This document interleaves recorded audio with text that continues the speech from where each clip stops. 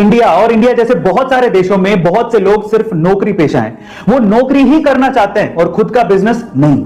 क्या वो रिस्क उठाने से डरते हैं? नहीं, ये रीजन नहीं है। तो फिर रीजन क्या है? एक बार जैक मा ने कहा कि अगर किसी बंदर के सामने 1 दर्जन केले और 1 लाख रुपए रख दें तो वो 1 दर्जन केले ही उठाएगा, 1 लाख रुपए नहीं, क्योंकि उसे पता ही नहीं है कि 1 लाख रुपए से वो बहुत सारे केले खरीद सकता है। इसी तरह से नौकरी पेशा लोगों को यह पता ही नहीं है कि बिजनेस करने से जिसमें उतनी ही मेहनत लगेगी जितनी वो जॉब के लिए करते हैं, उससे ज्यादा पैसा कमाया जा सकता है।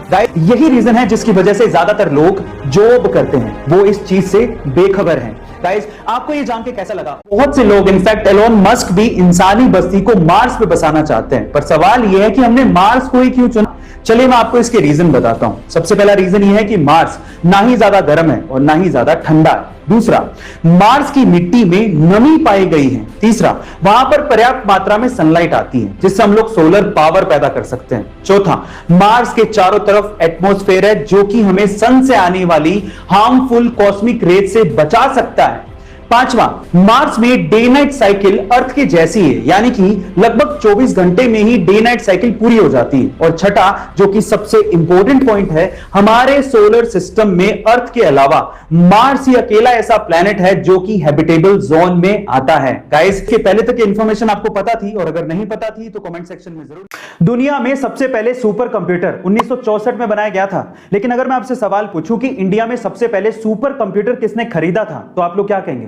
देखिए, अगर आप किसी आईआईटी का या फिर इसरो का या फिर किसी गवर्नमेंट ऑर्गेनाइजेशन का नाम लेने वाले हैं तो आप लोग गलत हैं। एक्चुअली इंडिया में सबसे पहले सुपर कंप्यूटर खरीदा था चंपकलाल चौकसी ने। चौंक गए ना? और वो भी 1970 में 8 करोड़ रुपए देके। पर सवाल यह है कि इन्होंने ऐसा क्यों किया?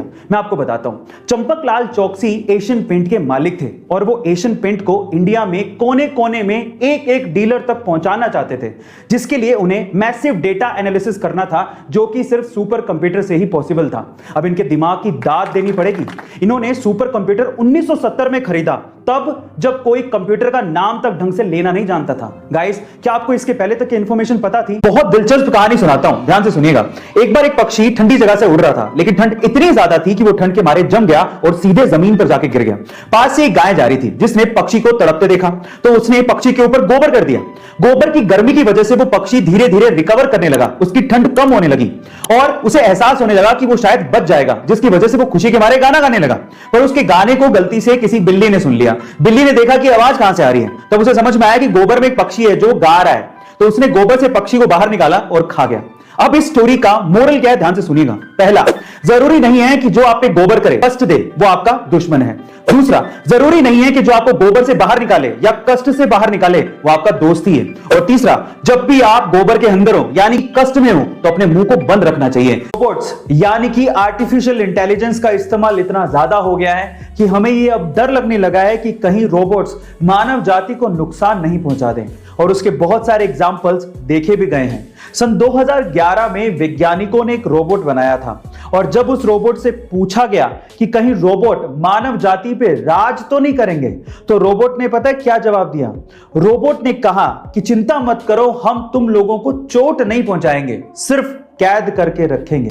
जैसे ही वैज्ञानिकों ने यह बात सुनी, उन्होंने तुरंत रोबोट को बंद कर दिया, उसे तुरंत शट डाउन कर दिया। गाइस, क्या आपको भी यह लगता है कि रोबोट हमारे लिए खतरा हो सकते हैं?